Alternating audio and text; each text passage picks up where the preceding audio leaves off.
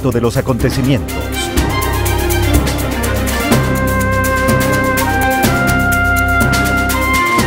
Lo profundizamos en una entrevista en vivo.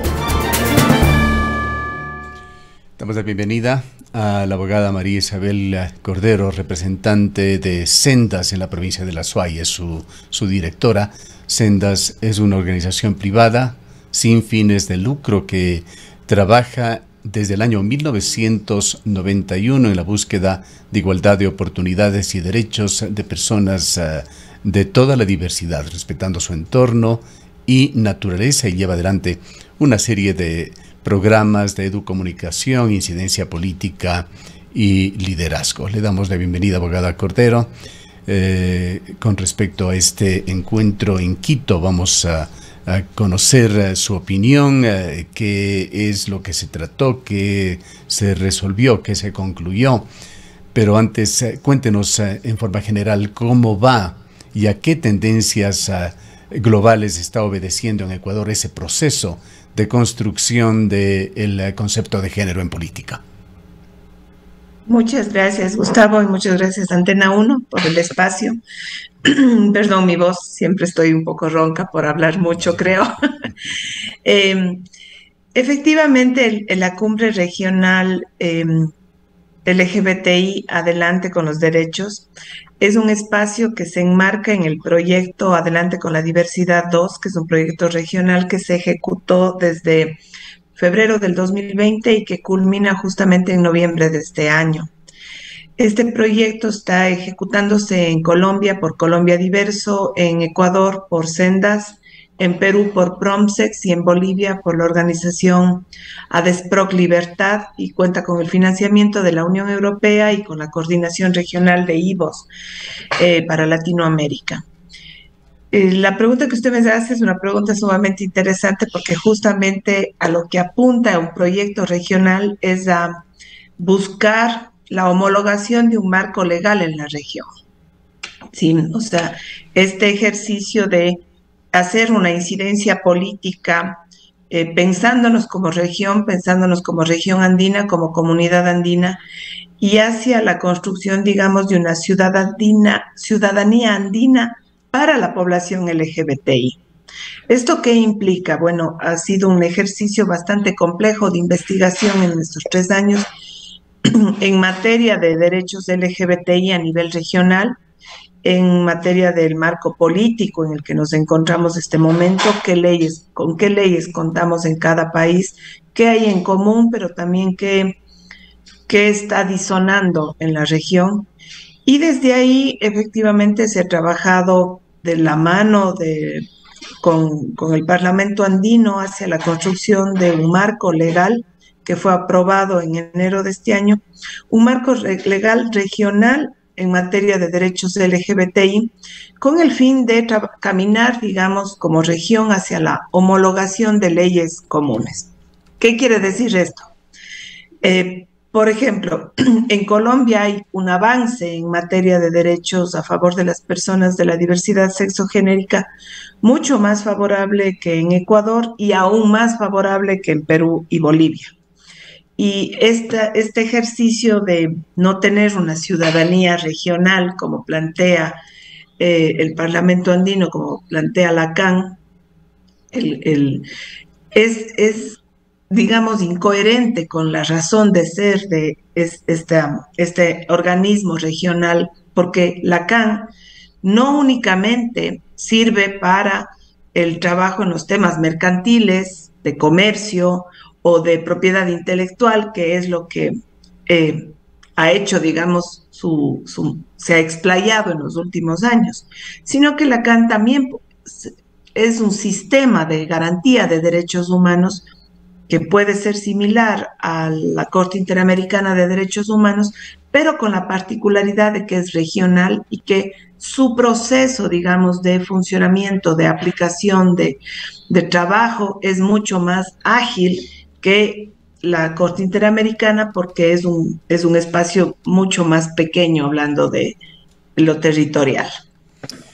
En cuanto a nuestro país, ¿cuál es el estado de situación de Ecuador en algo muy concreto, acciones afirmativas o de discriminación positiva en temas de género? Bueno, Ecuador en materia de política pública es un país realmente bastante avanzado y muy privilegiado. Lamentablemente el conflicto aquí está en la diferencia que hay entre la política formal, es decir, aquella que está escrita y la que debería cumplirse y ejercerse, y la política sustancial, es decir, cómo se lleva a la práctica esta política, es qué se está haciendo en verdad en materia de defensa de derechos LGBTI. Y lamentablemente el país tiene serios retrasos, ¿no? Serios vacíos. Por ejemplo, ustedes saben que en el 2018, por ejemplo, la Corte Constitucional reconoce a las familias homoparentales, reconoce el derecho de niñas, niños, niñas de parejas homosexuales, por ejemplo, a tener los apellidos de ambas madres, de ambos padres, bajo la figura que se dé. Sin embargo, por ejemplo, la Corte Constitucional dio la obligación a la Asamblea Nacional de hacer el ajuste normativo en el Código Civil para que esto se dé. Hasta la fecha esto no se ha dado. Y lo mismo pasa en otros temas similares, ¿no? Lo mismo pasa con el matrimonio civil igualitario, lo mismo pasa con la ley de identidad de género. Entonces, digamos que la intención en materia de leyes es muy buena, pero realmente hay un vacío bastante importante en materia de intención real política de los decisores, de las decisoras. Hablando de materia real, política, hablemos de la agenda electoral actual. De alguna manera se ha materializado parte de esto en regulaciones electorales. En estas elecciones se ha incrementado el espacio de los temas de género de corte distributivo, con la obligación de que las listas, las colectivas para elecciones de concejales, consejeras, por ejemplo, deban contar con un 30% de mujeres, y se supervigila también por parte de la autoridad electoral la norma de alternabilidad. Y, por ejemplo, ese es un tema que realmente se ha tocado poco o nada en el país en materia de diversidad sexogenérica. Si bien la ley de paridad, por ejemplo, plantea este porcentaje de mujeres en las listas electorales, hay otras figuras también que de alguna manera echa la ley, echa la trampa, ¿no? Estas figuras, por ejemplo, ¿en qué puestos se está poniendo a las mujeres en estos cargos electorales? Y lo mismo pasa con la poquísimo porcentaje de población LGBTI que está dentro de las listas electorales y que es población visiblemente de la diversidad sexogenérica.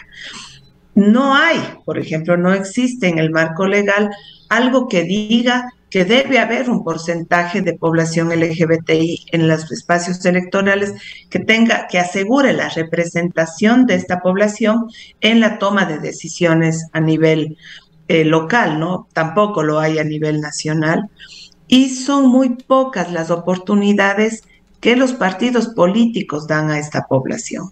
¿Sí? Casi siempre las oportunidades más bien están vinculadas a qué tan populares son estos personajes de la diversidad sexogenérica en sus territorios, porque están vinculados a programas de televisión, a espacios culturales, pero tampoco se les asegura un reconocimiento en el espacio electoral, es decir, si están de primeros en las concejalías o segundos. Peor si estamos hablando de población transfemenina o transmasculina. Ese porcentaje es casi imperceptible.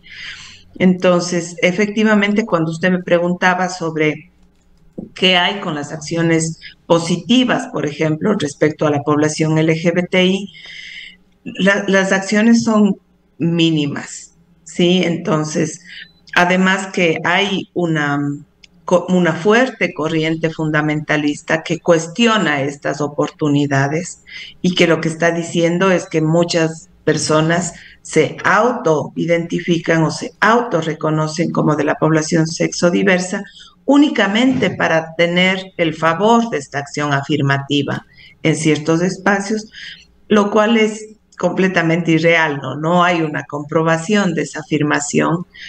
Sin embargo, necesitamos estas políticas, estas prácticas, porque en materia de decisión poco o nada se piensa en la población LGBTI.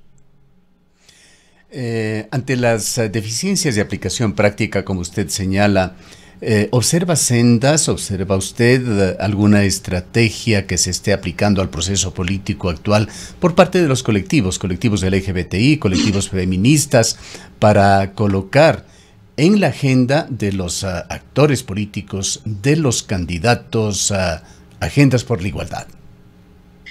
Bueno, hay más o menos definidas dos estrategias de una suerte de ejercicio de control por parte de las organizaciones sociales, tanto LGBTI como de mujeres en esta materia. Sí, hay un cierto grupo de organizaciones, de ONGs, de fundaciones, por ejemplo, que lo que hacen es facilitar procesos de fortalecimiento político a las mujeres candidatas, ¿sí? De hacer una suerte de control social sobre el tema de paridad y de cómo está la distribución de esas mujeres candidatas en las listas electorales.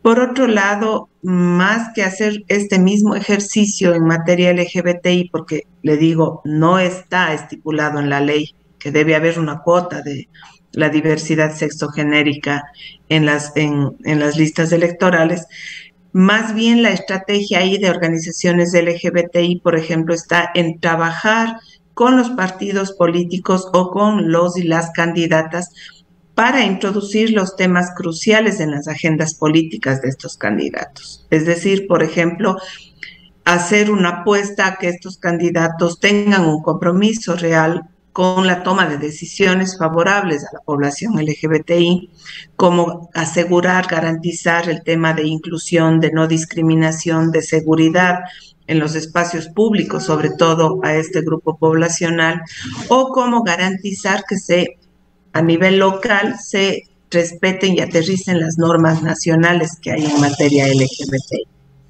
Este ejercicio es más complejo porque se convierte en una suerte de plataforma política, porque están captando un grupo de población que vota y que es población LGBTI, usando un discurso pro derechos LGBTI, pero que en realidad el rato de la práctica se diluye, ¿no? Entonces, por ejemplo, ese es otro ejercicio del proyecto a nivel regional. O sea, cómo más bien desde este marco normativo regional de derechos LGBTI, efectivamente podemos lograr una homologación en la ley electoral en este tema en concreto. Por ejemplo, en Colombia sí hay una cuota electoral.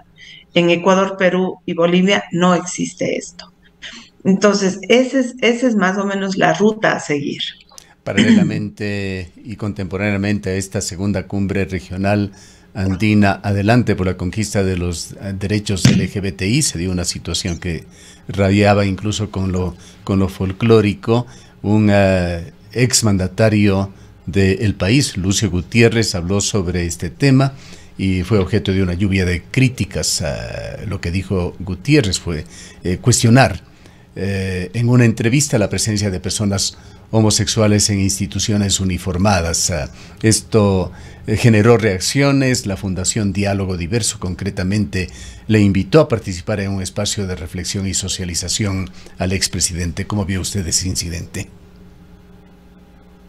Bueno, nosotros hemos analizado el proyecto Adelante con la Diversidad. Es la segunda fase, se lleva implementando desde hace 7 años a nivel regional, y uno de los ejercicios que más hemos hecho es el análisis de los discursos de odio, ¿sí? Porque obviamente esta narrativa es la que perpetúa la discriminación y las prácticas de odio en la población. Y efectivamente, el expresidente Gutiérrez no es el único que hace este tipo de discursos de manera pública en los medios de comunicación.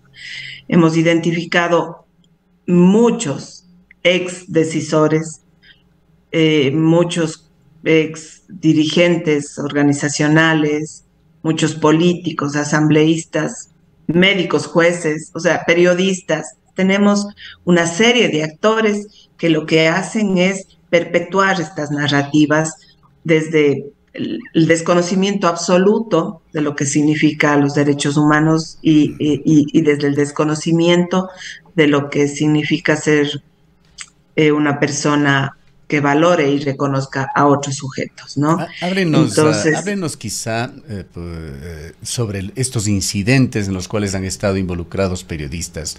Hoy es justamente un momento muy apto para hablar de estos temas. Hemos visto exabruptos de periodistas en estos últimos días que han sido fuertemente criticados, y se encuentra justamente el día de hoy la Asamblea Nacional considerando la nueva Ley Orgánica de Comunicación o las reformas a la Ley Orgánica de Comunicación.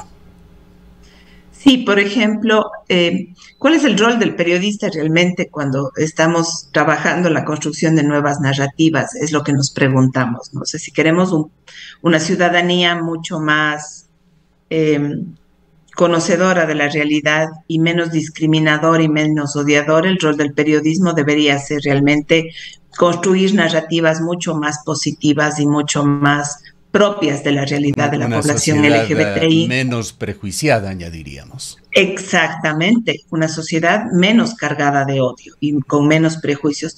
Y lamentablemente, por ejemplo, nos damos cuenta que varios medios de comunicación a lo largo de la historia lo único que hacen es hacer periodismo sensacionalista, amarillista sobre la población LGBTI, lo cual ha reforzado en la población, por ejemplo, estas percepciones que las mujeres trans todas tienen que hacer trabajo sexual, todas son drogadictas, todas están locas. O sea, hay esta posicionamiento, este discurso hacia la población LGBTI o este discurso de que las familias diversas, es decir, las familias homoparentales en donde hay dos madres con hijos, dos padres con hijos, están yéndose contra la naturaleza, están yéndose contra los designios de Dios.